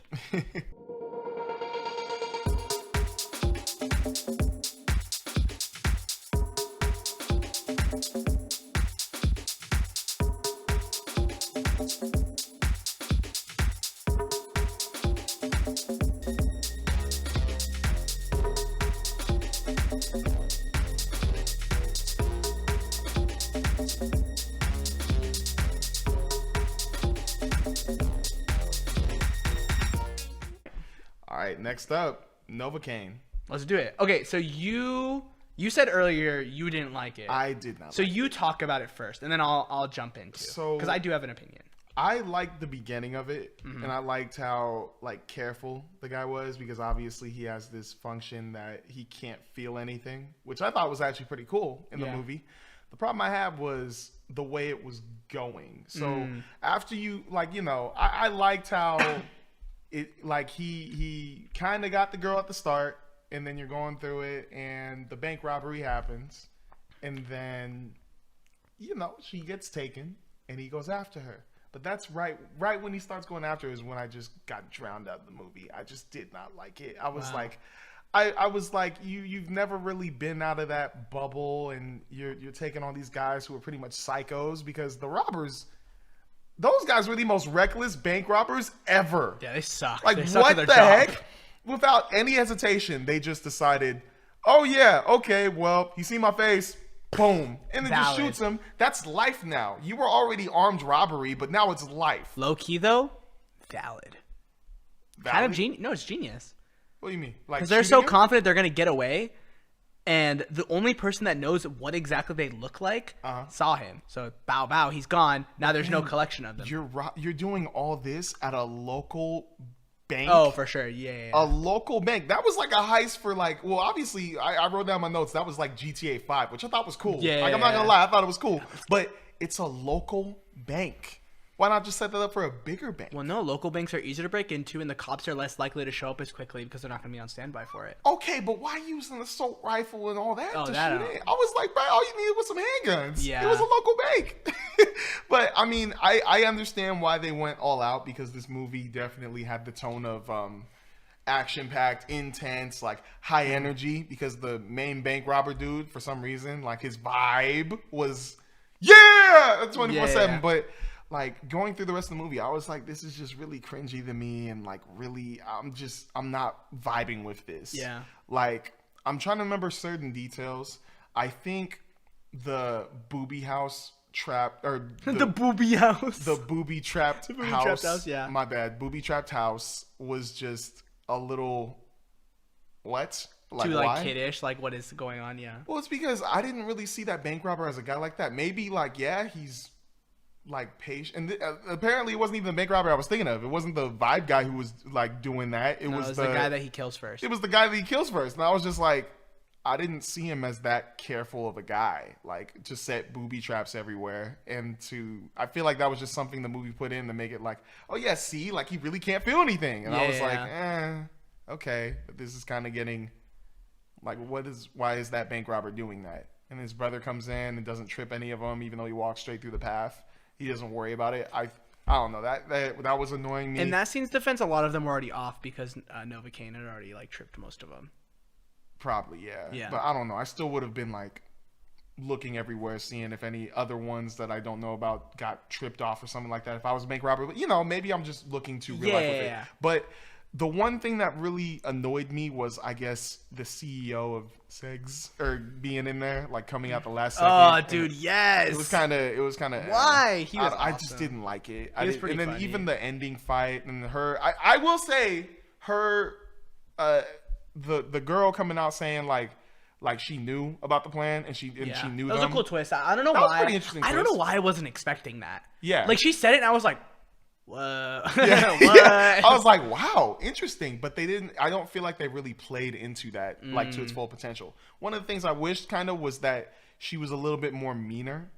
Like, I wish that she was kind of like she took interest in him, and maybe, it's the plan to get the codes off of him so that they can rob the bank easier. Mm-hmm. But the thing that I just didn't understand her character being that nice and then doing what she does. Because I'm like, low key, if you think about it, she wouldn't have done this plan in the first place. Let's be for real. If she falls in love that quickly, she wouldn't have done the plan in the first place. But I just wish she was a little bit meaner, a little bit more sterner. And then on that date, when she kind of got him a little bit more, maybe loosened up a bit. Like, kind of like what Ramona was in Scott Pilgrim versus the World. That type of attitude or that type of demeanor. Like, she's hard to open up or something like that. I would have liked that more. She seemed super friendly, and I'm like, I don't know if that mixed well for me. But I think the whole point of that was to show that, like, it's like to give you hints that maybe there's something else going on. Because, like, look how open she was. Look how quick she was to, like, get on with the assistant manager. Because, like, now we understand, she was just trying to steal codes from him. Like, she was getting him all close and connected and then had sex with him just so he can, like, have this connection. So at some point, she could be like, hey, what's the code? Like, out of my curiosity, like, what's the bank code? Just in case I need to go in there. Yeah. Which really I don't understand how is a good plan. And they imply that this has happened multiple times and they've gotten multiple bank robbers with this. No way. Bro, you're telling me, like, dudes are just like, oh, yeah, you want to know the code? Does that mean we'll... Oh, yeah, I got you, bro. Like, that's... I don't know. That I couldn't believe. But I understand, like, in terms of, like, what the story was doing, why she was so open. But... Let me give my score. What was your score? I gave it, because I gave 3? Snow White a 5, so I'm going to give it a 3. Yeah. Give it like a 5. It's pretty average for me. I think for me, I liked it up until after the first fight. Yeah. After that, I was like, none of the fights are really hitting the same. Yeah. The first one, I think, is awesome. The first one was pretty cool. When he's getting hit in the head and the camera's moving down with him, and, like, he's telling the guy, like, all right, come on, just please stop. And he punches him, and he's like, what is wrong with this guy? Like, come on. And then he, like, sees the gun, and he grabs it into the fryer, and then shoots the guy. Like, I don't know. That scene? Oh, man. It was really cool. I was like, dang. I don't know. I liked that a lot. Or, you know what? I lied. I liked up until the, what's it called when you... Tattoo artist. Up until because the tattoo artist was also really cool. When he's pounding his fist into the glass and he like uses it to fight the guy. I think for me, what I wanted more was more action. Yeah. I felt like, for me, what makes like movies like John Wick so satisfying is he's taken on multiple dudes. Yeah. But that's not who this character was. This guy's never fought before. Yeah. So like that wasn't gonna happen. But I think like maybe more exaggerated fights, some more like back and forth on the fights, not just him getting beat up and then at the end pulling through and winning. Yeah. Like I just felt like most of the fights weren't satisfying, especially the last two. The one in the house. And then the one at the end of the movie. At the end when they were over at the freight train yard. Yes, and he like uses his bone and he like hits the guy in the face. Like those weren't that satisfying for me. The first two were. That one wasn't. Yeah. I think a lot of people also overhyped how gruesome this movie was. I've seen way grosser things in movies before. People were like, "This movie's insanely disgusting. Like it's crazy. You gotta watch." Pretty disgusting. It was gross, but. I think The Boys kind of... The Boys did numb me, I think, to a lot of the stuff, but I don't know. I guess I was expecting a lot. I think people overhyped this movie. Yeah. That's what I think it was. I was expecting, like, to walk out and be like, oh, dude, that was like a solid 7 or 8 out of 10. Like, I really liked it. I was hoping for that. It has problems here and there, but, like, it was just fun. Like, but for me, I was like, okay. Like, it was pretty good. Like, I liked it. And, like, maybe this, like, messed with me. I was happy that actually you were lower on it because it let me know I was so tired. I went into that movie after work, like, straight after work. I was there for most of the day. And I was like, I'm going to go watch a movie. Am I going to watch Mickey 17 or NOVOCAINE? I was like, I'm not going to watch Mickey 17 because I will fall asleep. 100%. I'm going to watch NOVOCAINE. Even watching NOVOCAINE, I was falling asleep. Yeah. I was, like, sitting there and I'm just, like trying to keep my eyes open. Like, dude, this is rough right now. Like, I'm having a hard time. Is this movie almost over? Not because I was bored, because I was tired. But, like, that really showed me, like, maybe I wasn't as interested in this movie as I, like, wanted to be. Yeah. Because if I went to go watch John Wick 4, that time, I would have been freaking, like glued in. Like, you know, stay awake, stay awake, stay awake. This movie, I was just sort of like, it's fine. I probably won't ever watch it again. End of the year, when I watch more movies, it'll definitely be a lot lower on my list. Yeah. But... I love Jack Quaid. Oh, yeah, I do. Yeah, that's what I'm saying. I love Jack Quaid. The character is super interesting too. Yeah, and I like the concept. This guy can't feel pain. Action hero, baby. I would have loved more of that, though. I would have loved more action hero of him, but it just wasn't that. I felt like I was watching a spin-off Huey movie or something. Yeah, like, they felt very similar as like characters. Yeah, but I felt like this worked because, like, you know, knowing Jack Quaid and the roles he plays, especially since he was Superman and My Adventures with Superman, like it worked so well with him and his personality. Yeah. But also the other thing that was a gripe is, like, for a guy who hasn't really been out a lot, been out in the world, done this, done that. A lot of those fight scenes, I know he can't feel things, but I felt like a lot of other stuff that he was doing, like that scene, yes, it was very painful to see him put his fist through glass and then punch that guy. But I low-key don't feel like he would have been able to do that knowing his character because he's never been in a fight before. Like, he's been in one that day, but I don't feel like that experience is just going to instantly make him be like, oh yeah, boom, boom. Boom! I feel like it would have been more like, okay, I'm going to try to catch you now. Let me try to hit you. There we go. Yeah. All right. But it was more like he knew exactly what he was doing. And I'm like, we've never seen any fight experience. Like, how does he know how to do that instantly? Yeah, I think for me, it was more so just coming out with this idea that everyone's underestimating him this whole movie. Because they don't know what he has. They don't know his problem with, like, him not being able to feel stuff. They're more so just confused, and they're like, this is just a normal dude. Like, I'm way more powerful. So when he, like, punches the glass, and then he punches the guy, I was just like, oh, that's so cool. I never really had a belief thing. Like, would he really do that?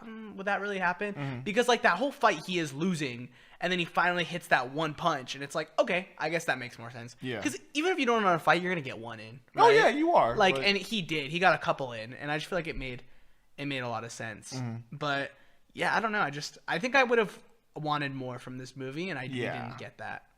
Also, the cops were kind of annoying the crap out of me. Oh, yeah. Those cops, it was like every time they'd show up, they'd just say something stupid or, like, try to talk to him. And I'm like, you guys are the most boring cops I've ever seen in the movie. My son, I have to go say, I'm a cop because I love my son.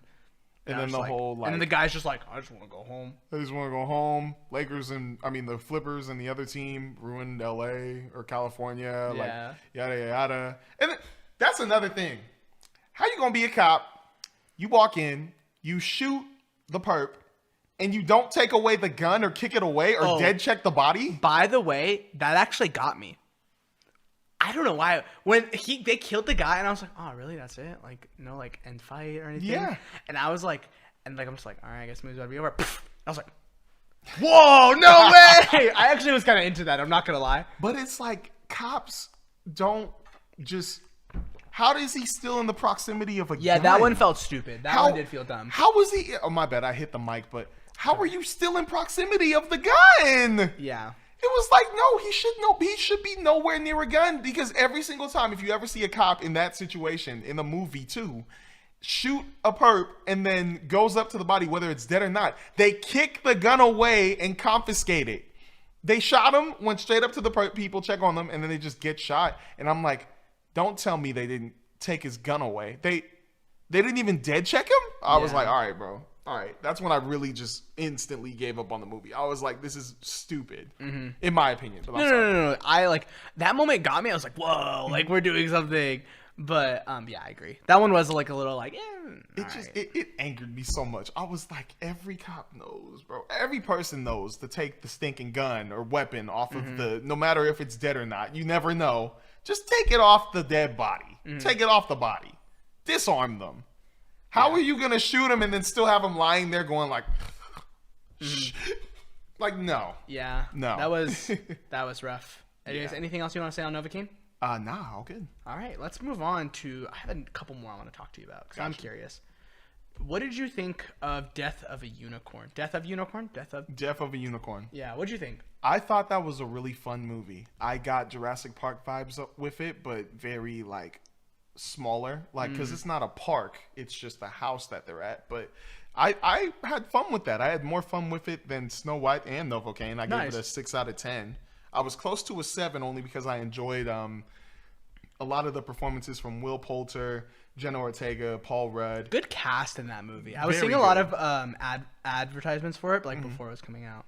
No, I'd say 6 of them in total did a really good job compared to everybody else in these other movies we're reviewing, where it's like, one or two of them. Yeah. But like, they did a really good job for what they had for this movie. Like, obviously there were some points where it's like, well, how'd she know that? Well, how'd they know that? What's going on with this? But what they were trying to do, because obviously, like, they find a dead unicorn, or there's a dead unicorn, and they're trying to harvest it to, like, profit from it. But it was just, I liked the idea of it, and I liked what direction they went to it. But yeah, it got pretty silly a lot of times, but it's called Death of a Unicorn. It's already going to be silly. It's a freaking unicorn. Yeah. But I still had fun with the movie.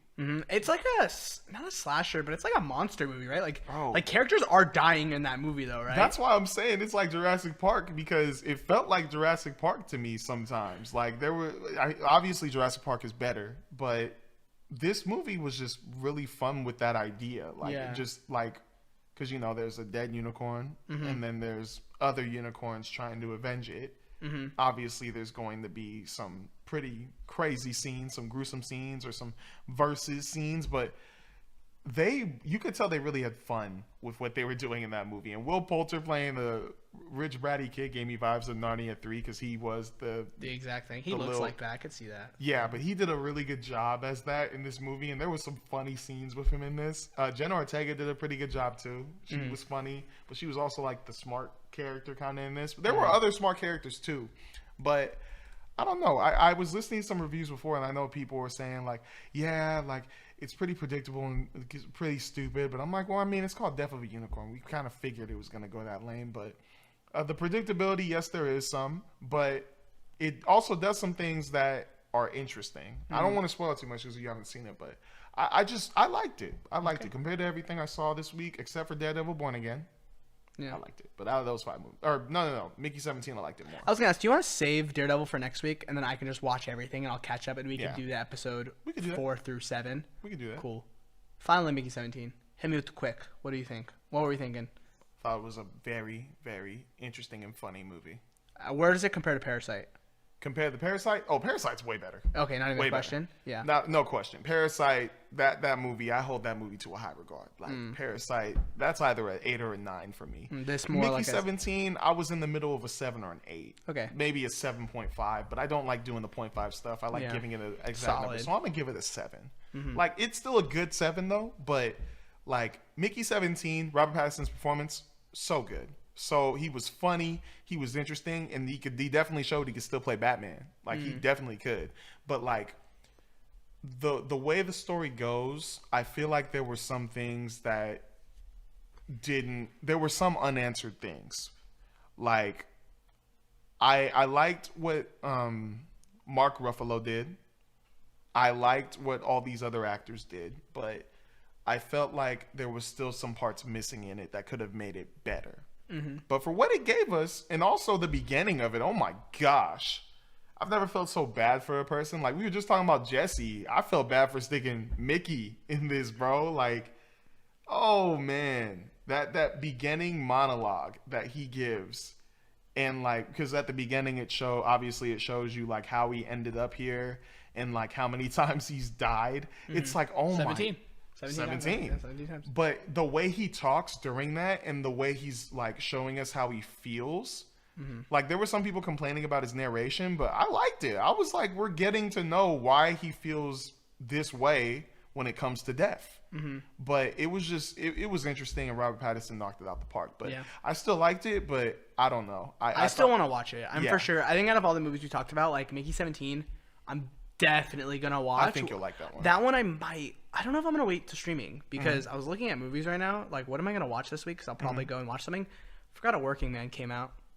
I like Jason Statham. I'm like, that's my movie, you know? Like, that's like, let me go shut my brain off and just watch him murder a bunch of people. You know, they made a LinkedIn account to promote the movie. Really? With Jason Statham on it, and then it shows like all his work credentials and stuff like that. I don't know if it's real or fake, so but funny. I thought that was really cool, and it just says the title like A Working Man, but I thought that was a really cool promotion for the movie. If I go to the movies twice this week, I'll probably watch Mickey 17. Gotcha. But I know that's for sure. Like, I'll like, we'll do an end of the year, like when we like wrap up like things. I'll definitely do like hey, I gotta go watch that. I have to go hit that. Make sure like I get this on my list. I gotta get in my letterbox too. I gotta remember to keep reviewing stuff. I reviewed Snow White, so there's that. But I gotta put NOVOCAINE and Death of a Unicorn on there. Yeah, right now I just have Cap and NOVOCAINE on my like years list right now, so I'm super behind. No, I'll catch up. And Dogman, but yeah.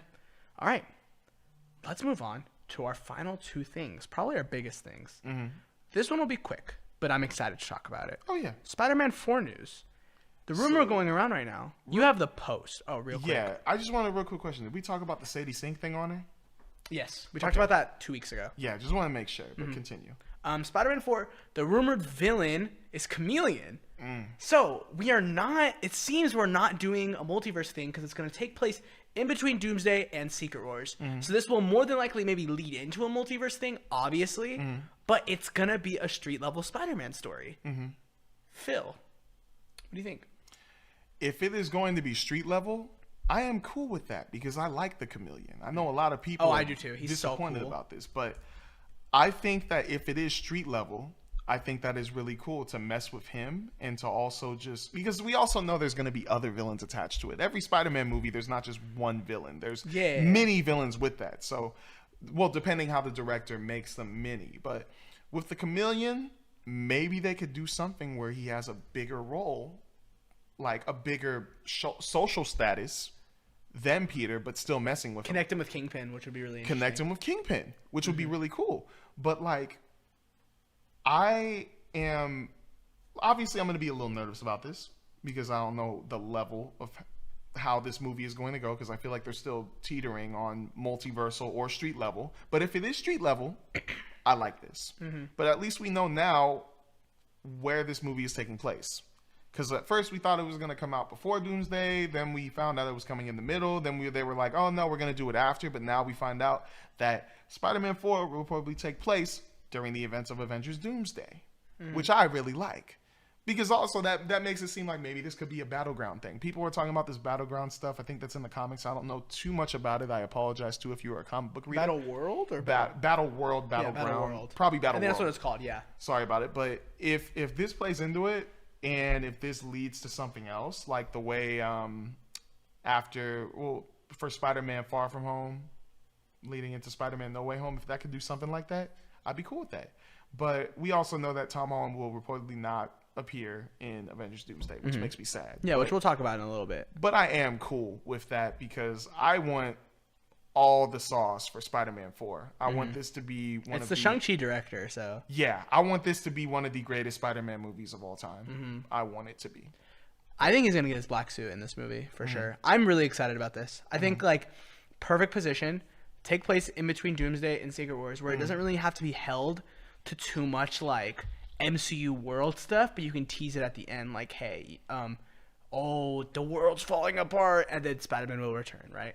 So I think it's a given he's going to have his black suit here, and I would love for them to, like, sort of have him get it, not somewhere in the middle of it, but not super early. I don't want him getting it within the first 10 minutes or 15 minutes. I'm thinking, like, 30, you know? Build it out. Because we're going to see a lot of it in Secret Wars, because he's going to be in that.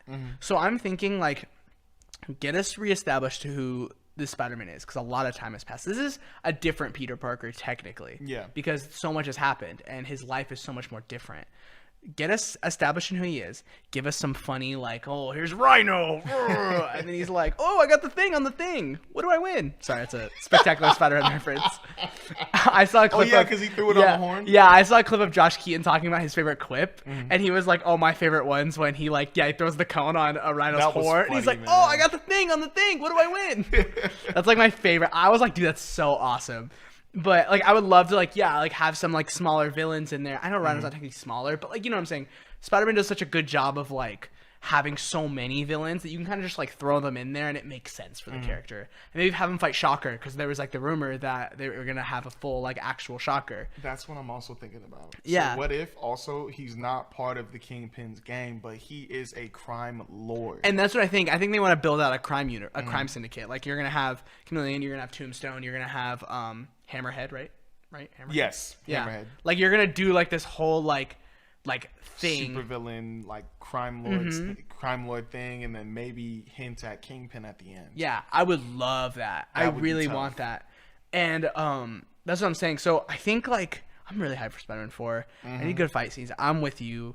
Go all out. Like, let's just have fun. Let's have a pure, authentic Spider-Man movie, and then tease him for, like, his big part in Secret Wars. Bro, this would have been a perfect segue to talk about Daredevil seasons or episodes. I know. I'm so sorry. 4 through 6, because I'm not saying anything. I'm just saying, like, that is the street level I am talking about right now. And I'm hearing it's good. I'm hearing they're cooking. They're cooking. I mean, I'm spoiled on one thing, and it's not even that major. So I'm pretty happy.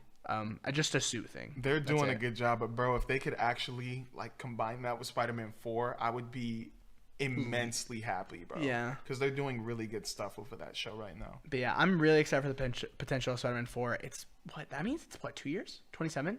Yeah, because Doomsday's next year. Yep. Weird. How did we get here? And it's back to back. Oh, how did we get here? Jeez, bro, I feel bad for those VFX artists, bro. Oh, dude, $6 is dude. Oh, okay, let's go straight into it. Let's talk about the big thing. Avengers Doomsday cast revealed in this quick 30-minute video. I just saw a Reddit thing. That's why I said that. It's not actually. We're not going to watch a video. I just have a list of everyone. So can I run through it really fast? Go for it. Here we have Chris Hemsworth as Thor, Vanessa Kirby as the Invisible Woman, Anthony Mackie as Captain America, Sebastian Stan as the Winter Soldier, Letitia Wright as Shuri, Paul Rudd as Ant-Man, Wyatt Russell as U.S. Agent. I'm going to butcher this. Tanak Huerta Mejia. Thank you. Name as Namor. All good, man. Keep going. Oh my gosh. Iban Moss. How do you say his last name? I think it's Bachrach. Bachrach? That's the thing. Or Bachrach. All right, now I'm back. Simu Liu as Shang-Chi. Florence Pugh as Yelena. Kelly Grammer. Oh my damn it. No, they put. Okay, it's a typo. It's a typo. They have Kelly Grammer. That's why I was like, who? Kelsey Grammer as Beast. Louis Pullman as Sentry. Danny Ramirez as Falcon, Joseph Quinn as Human Torch, David Harbour as Red Guardian, Winston Duke as M'Baku, Hannah John Kamen as Ghost, Tom Hiddleston as Loki. We're back, baby. Patrick Stewart as Professor X. Yep. Ian McKellen as Magneto. Alan Cumming as Nightcrawler. Yep. Rebecca Ramajin. Damn it. Come on, guys. Can you... Just say Ramin. Hey. We'll just... James Marsden as Cyclops. Yep. Channing Tatum as Gambit. Woo! Yes. I'm about to make a name for myself. Pedro Pascal as Mr. Fantastic. And Robert Downey Jr. as Dr. Doom. Yes, sir. He did that at the end. I thought it was cool. Phil. That's a cast. And Robert Downey Jr. is saying there's more. There's more they're not saying. Yes. We're for sure getting Doctor Strange. Which I think is weird that he's not included. I don't think it's weird. Really? I think that this is going along with a bigger thing, bro. What's your theory? All right, so we already listed out these names, and obviously I think that, well, first off, the promotion of this, awesome. Like, I don't care what anybody I loved says. it, yeah. You know what's so funny? All the people hating, y'all were all watching it, bro. Like, you're like, oh, this is so lame. Just like... I just want to say this, man. So I'm at work, and what I'm doing at work, it's nothing crazy. Like, obviously I'm working on some packages, this and that, but I am able to do that between these 10, 15 minutes of waiting for these names. So you don't understand how awesome it was to hear that eerie music while I'm waiting to see the next person up. Like it's a WWE Royal Rumble, like 3 minutes, 2 minutes, whatever you want to say, the 50-second thing. I'm just waiting for another name to come up, and they're playing the theme for the certain character over, like, every time they're about to introduce, they play their certain theme from the movie. And every single time I didn't recognize a theme, I was like, oh, this must be a new character, because it was either from the Thunderbolts, Fantastic Four, or from a future movie. But the way they're doing it, the way they were doing it, and the way they were hyping it up, and then seeing these names, I was like, this is awesome. But then that last theme after Pedro Pascal, bro, that was the darkest Avengers theme I've ever heard, bro. It hit hard though. I was like, oh, this is so sick. But like, my phone was buzzing because every single person is like, this is so horrible. This is terrible. Like, why would I want to watch Chairs? Like, you're watching guys, it, bro. I was watching the Twitter broadcast. It went up 1 million each time somebody was introduced. And it finished off at 10 million viewers. Not just 10 million views. 10 million people in the stinking live stream watching these chairs. So for anybody who's trying to say Marvel is dead, first 5 to 6 hours, 10 million people watch some chairs with names go down. The MCU is never going to die. It's never going to die. I'm being for real. 10 million views for chairs. That's so funny is I feel like all the people... I'm not gonna sit here and tell you that MCU is in like a better place than it was like during the Infinity Saga, but y'all saying that the MCU is dead are the exact same dudes that were hopping on these chair live streams. That's all I'm saying. Y'all can hate all you want, but you know when push comes to shove, you're seeing a movie like this, and you're gonna be like, "Oh yeah, I remember when those X-Men movies." You were not watching those X-Men movies when they were coming out. Oh yeah, dude, I loved. What's a random Marvel movie that's on here? Oh, they don't really have like any of the random ones. I mean, Alan Cumming, when he came up, I didn't know who that was at first, but then I looked it up and I was like, that's Nightcrawler. Oh my gosh. From the stinking X-Men United. Oh, I love Ant-Man and the Wasp's Ghost. Yeah, I can't wait for that. Y'all are gonna hop on this hype train because all you guys care about is hype. All right, that's all you guys care about. But us, we haven't left. Oh, I never. We've been here the whole time. And now, just like a father, the prodigal son returns. I'm here with open arms. Yes, join us. Join us on this hype. We're on the road to Doomsday. I can't wait. But also, I'm so nervous. I'm not no this more. cast is insane. $6? How can this movie look good? I don't even know. But... I trust the Russo bros, even after garbage like The Electric State. I trust Kevin Feige, even through all his mistakes. I trust this cast. I think they're going to cook. And there's potential to maybe make something greater than Endgame. Greater than Infinity War. Now, we talk about all the time Marvel movies not needing to hit that standard because that's an extreme standard. This is an extreme situation. Yeah. It better hit that standard. It has to. And if it doesn't, it's going to be a disappointment. And rightfully so. Yeah. I think if this movie doesn't hit I will walk out this movie and be like, yeah, I liked it. I thought it was good, but it's not this. Yeah. And I usually don't do that. Yeah. But I think this is the only valid time to be able to say that. Yeah. Like, this is not that, and it should have been. Yeah. Because this is big. The standard is Infinity War. I mean, would you say they have to beat it, or do you say they have to just be right I there? think they have to meet it. Okay. I don't think they have to beat it. I Got don't it. realistically know. Like, I think that'd be really ignorant for me. Like, no, it has to be better. I think it needs to meet it though, because like there's a lot riding on this. Again, you're right. There's so many people watching. MCU's not dead, but the MCU did lose a lot of people. Yeah, they did. You could talk to so many people of like, yeah, I stopped watching after the Endgame. I stopped watching after this, and that's true. So you need to bring people back, and this is how you do it. This is the end of something. This is the end of everything because now we're gonna start new, and that's obvious with the way them bringing back all these older people. I did see an interesting thing. Patrick Stewart as Professor X. Hype. For me. I love Patrick Stewart's Professor X. I love it. I saw a good... I actually like, though, is I think Patrick Stewart coming back as Professor X is so, like... Alright, guys. Like, I've seen this man die 3 times. Yeah. How many times are we going to do this? Like, when is he done? I think this is his last one, for sure. I think this is the last one for everyone. I think realistically, like, once this is done, we're going to get a completely new X-Men. We're going to get a completely new cast of characters. Obviously, some returning. We're going to see, like, Haley Steinfeld's Kate Bishop. We're going to see Tom Holland probably still as Spider-Man. Like, I don't think those things will change. But this Fox universe, the early MCU people, gone. I even think Chris Hemsworth's Thor has potential to be gone. Yeah. For a while. Everybody has potential to die in this one. Yeah. I think he'll stay, though. I think he'll live. He has to. This will be one of those things. Chris Hemsworth's Thor is going to be a Patrick Stewart's Professor X situation where he's just going to keep showing up and things but never really have like a main part anymore. You know? But yeah, I'm hyped, dude.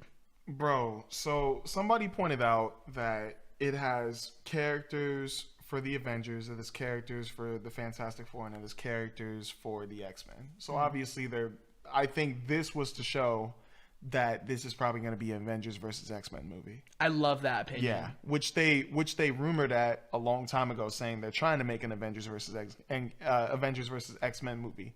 Which I was like, wow, that sounds really cool. I think X-Men bodies them easily, but I think that's pretty cool. I don't think so, actually. I think the X-Men would win no matter what. I think people would argue like, well, I'm gonna comment this character, but I'm like, MCU-wise, dude, I don't know. I think there's some really powerful people in the MCU, and we've seen them. Oh yeah, dude, you think anyone can hold back Thanos' gauntlet the same way Cap was?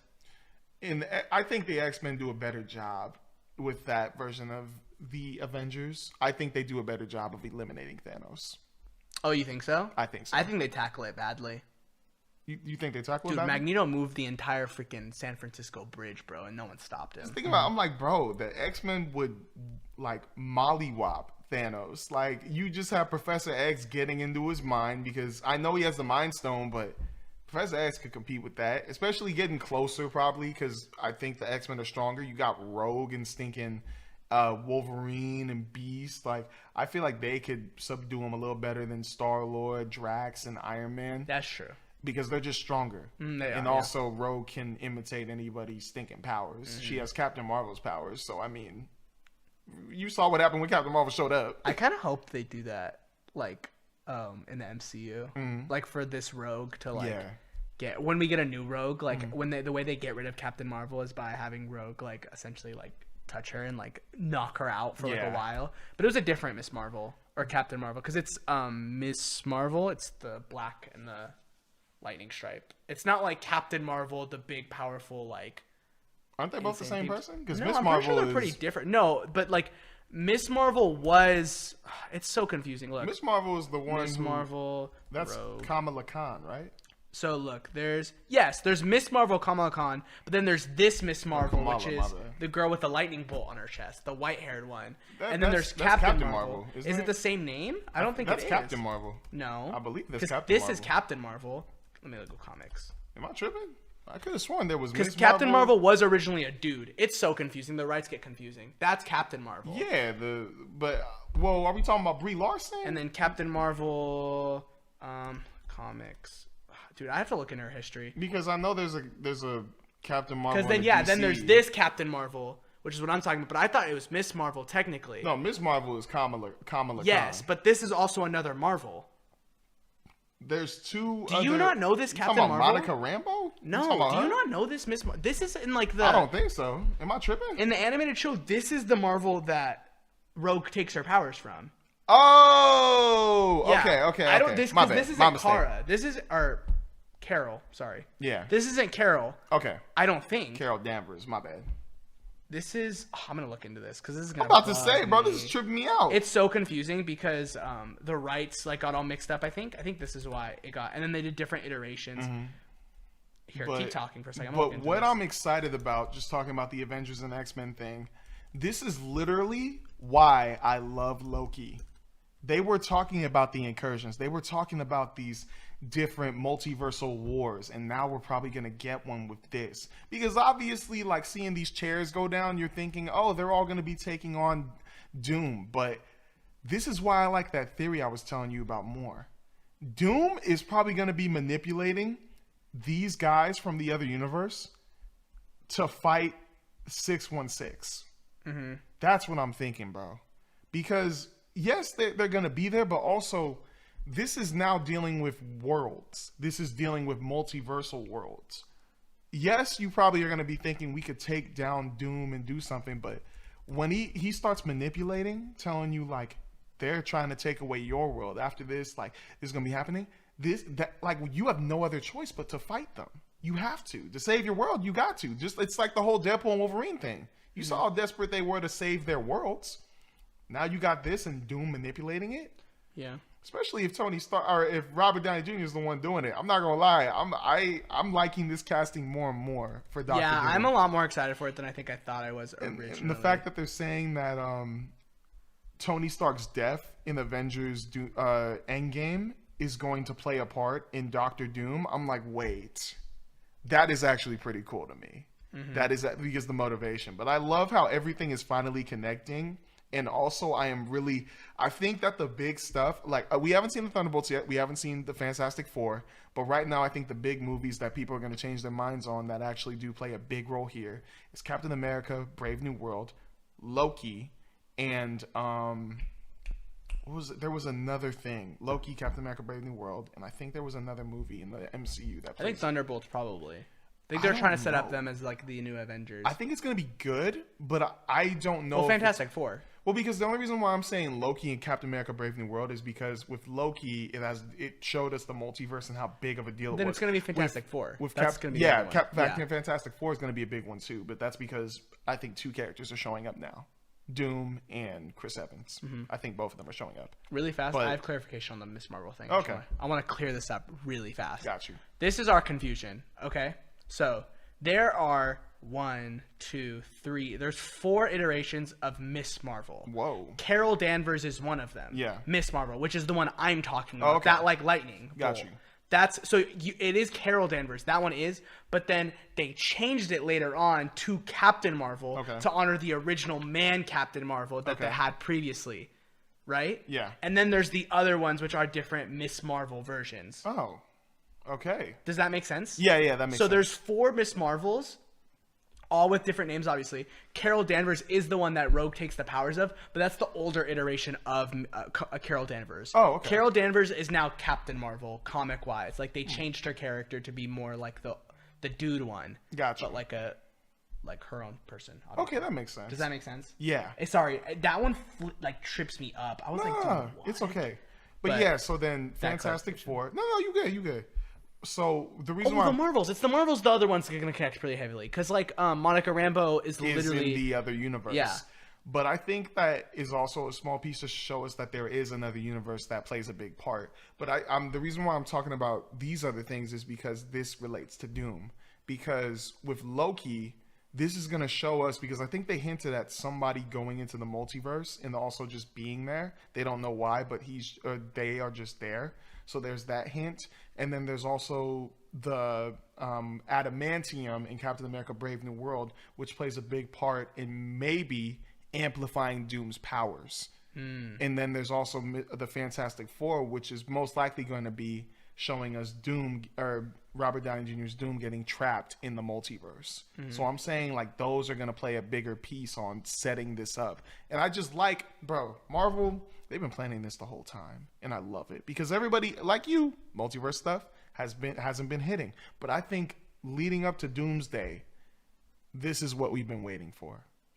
This is the storyline we've been like we've been seeing all this wacky stuff, but now this is where it's gonna lead. And maybe Deadpool and Wolverine's probably gonna play into it too. I don't know how big. I don't know yet, but I mean, Channing Tatum coming back as Gambit, yeah, that too, bro. I'm just saying now, like if you really think about it, just those 4 projects, Marvel's been hitting still. They've just been doing it slowly. I think the only difference between the way they hit now and the way they used to is they'd have like not as many projects and they'd always hit. It's supposed to now where they have so many and some don't and then some do. Well, then you know what? Maybe I should change it then. Maybe I should change what I'm saying. I'm saying maybe Doomsday is going to connect everything hopefully better. Yeah, I think so too. Make it hit harder. Yeah, because I feel like this story, like the wide MCU scope, hasn't been as good as of a story. Yeah. As the Infinity Saga. I think that's like pretty valid because it's been so like I don't think they've had this plan from the start. I think there's like ideas that were there, but I don't think so. Like again, they changed the entire like villain. Oh yeah, it was supposed to be Kang. My bad. And now they're like they completely scrapped it. Yeah. And like I think I agree. I think maybe the X-Men like inclusion was always there. I think they always knew they wanted to like get the Fox universe and like do this big thing. But I think like in terms of villain and in terms of like maybe some like more specific story stuff, I don't think that was always the plan. I like what you said about Doom getting adamantium. Yep. Don't you think he would just go straight to vibranium? And this is my question. Do you think the MCU is going to try and change it where adamantium is actually the most powerful alloy as opposed to vibranium? I think they might. I don't know the power levels between the two. I think vibranium is technically stronger. It's stronger than... wait, is adamantium stronger than vibranium? No, vibranium Okay, vibranium. Like, that's the one, like... Well, that's the big reason why Doom was trying to go after it in the comics. I don't know what he does with the adamantium, but what if he does this? What if he goes after the adamantium in Doomsday, gets it, finds out it's not that strong, and then instantly puts his heart and mind on getting the vibranium? Because, I mean, M'Baku and Black Panther are in this movie, too. So they, I mean, obviously they got to be playing the key role here. They got to be. But that's why I'm liking this whole thing, bro. Because this cast, like, seeing it now, it's already giving us hints on what they're trying to do. Obviously, Avengers vs. X-Men is going to be there. And obviously, Black Panther is playing a key role, along with the Fantastic Four. But we already know. I think the Fantastic Four and the M'Baku and Black Panther, those are going to be the guys where it's like, oh, no, we're having something happen to us. Or they're like the intellectuals trying to, like, piece everything together. Yeah. But then the Avengers and the X-Men, they're going to be the ones going at each other. I feel like this is going to be almost like a bigger Captain America Civil War type thing. Except Doom is manipulating them. He's probably going to be the Zemo. Yeah. That's my theory of it. I can see that. That's actually really cool. And then Secret Wars will be like team up, culmination of it all. Adamantium is it's stronger than vibranium, but vibranium you could consider to be stronger because of its ability to obviously absorb and then release kinetic energy. So it's got to be adamantium would make sense. Yeah. Or adamantium would make sense because adamantium's like it's like nearly indestructible. So yeah, it probably could be a thing where he changes his mind from the adamantium. He uses it, but he's like, no, I need something more powerful, and he goes after vibranium. But that's why I'm so way more excited on the fact that they announced 26 people, but there's 27 people, and there's still 23 that haven't been announced. Yeah, bro, I really think there's more Fox characters. There's more other characters that I think that's the reason why they didn't include some of the people in it. Because obviously, you know, Tom Holland, he's probably not going to be in it, but Toby, Andrew being in it, I think that has to happen. Yeah, I could see that happening. I think it has to. Yeah, it makes sense. They're going to probably end their universes too. It'd be really cool if we get to see like an actual culmination of like every single, like we get our characters' endings. It'd be really sick, really ambitious. Anything else you want to say on it? Bro, just MCU, keep doing what you're doing, man. Because if you can get 10 million people down for 5 to 6 hours to watch some chairs get put down every 10 to 15 minutes, you probably doing something, bro. You probably doing something. Yeah. All right, guys. Well, this is the Film Podcast. We talk about films and TV shows and entertainment in the way that anyone can enjoy. I'm Isaiah. That's Phil. Like, subscribe, follow, click the bell, notify yourself when we post, when we grace your feed. Yes, sir. This was us. Have a good week, guys.